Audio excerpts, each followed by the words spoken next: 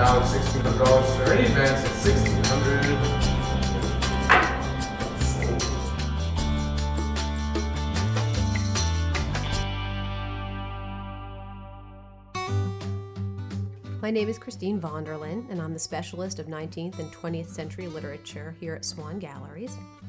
And on October 16th, Swann will hold its autumn sale of modern literature, subtitled Americans in Paris.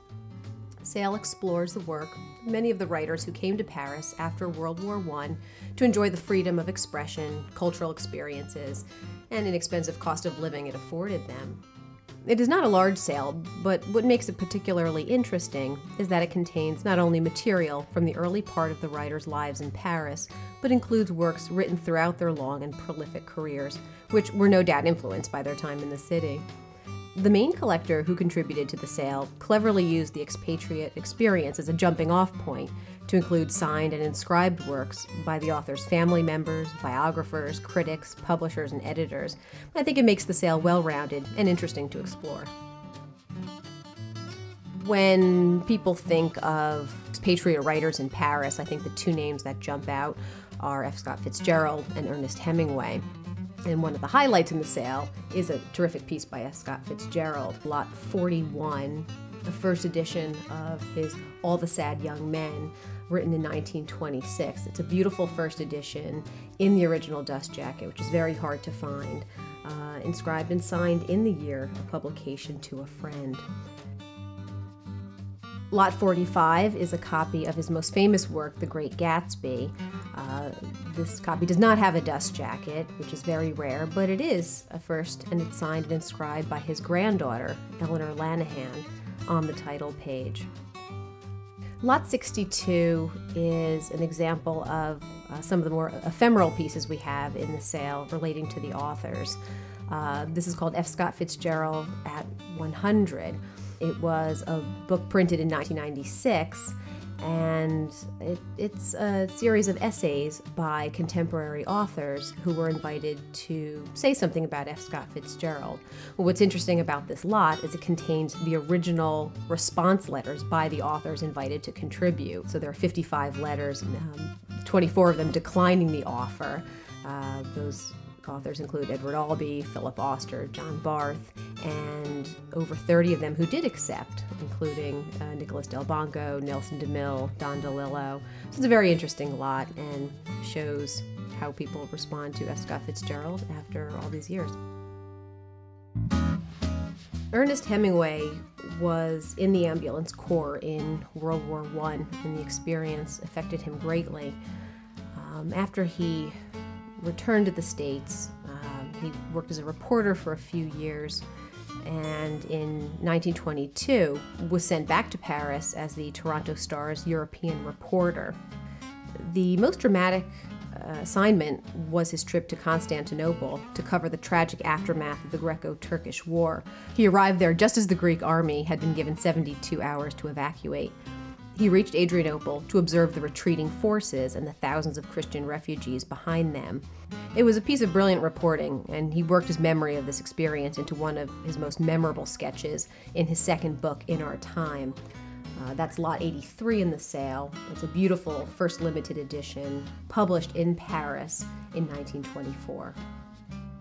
He also used the memory to describe the Italian retreat from Caporetto in A Farewell to Arms, his war novel about the love affair between a soldier and a nurse during World War I in Italy, based on his own experiences. We have two lovely copies, Lot 75 and 76.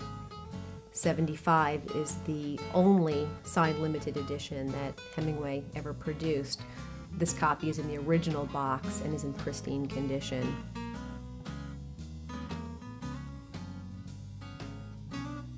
And Lot 76 is the first trade edition, first issue, also in lovely condition.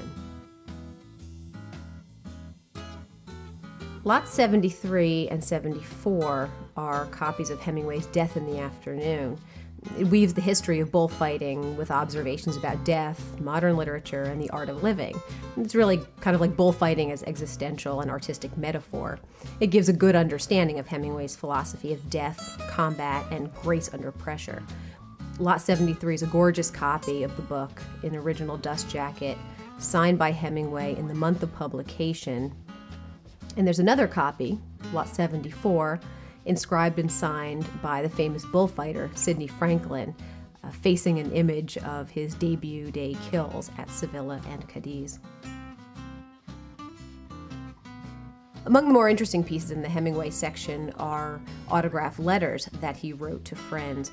Lots 101 and 102 are written to Jane Mason, who was the wife of Cuban Pan-American director Grant Mason.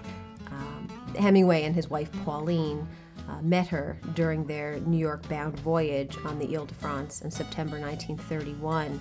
Jane was a beautiful woman. She was witty, a talented writer and a sculptor, and enjoyed deep-sea fishing, pigeon shooting, big game hunting, drinking, and was sexually aggressive. So they spent a lot of time together in Cuba at the Ambos Mundos Hotel in Savannah. And it's believed that she influenced his decision to buy his beloved boat, the Pilar. Jane suffered manic depression, though, and increasing difficulties with the illness made it impossible to continue their friendship.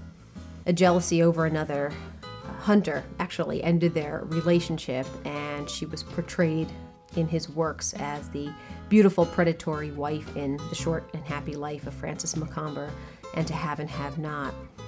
She eventually divorced Grant Mason and eventually, happily, married Arnold Gingrich, who was Hemingway's editor and publisher at Esquire. And Lot 100 is actually a letter to Arnold Gingrich from Hemingway.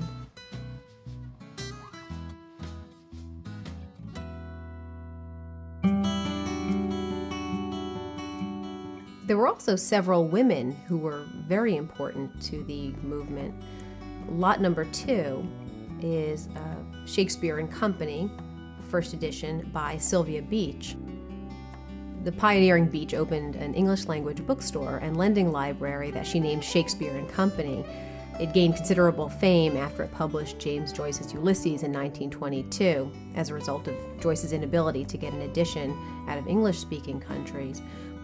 Beach's shop became almost a salon in Paris and a gathering place for many of the authors.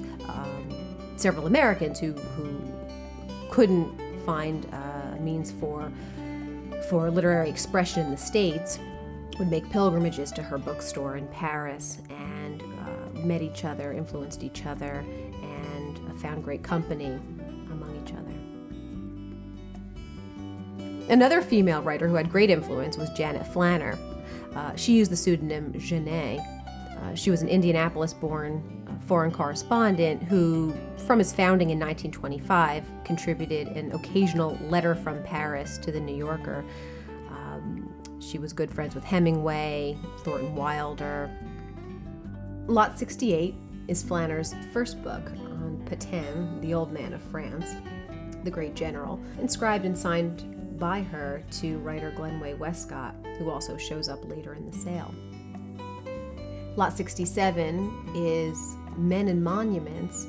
It's her work on the great artists of Paris and discusses modern French artists, including Malraux, and discusses Gehring's art collection as well.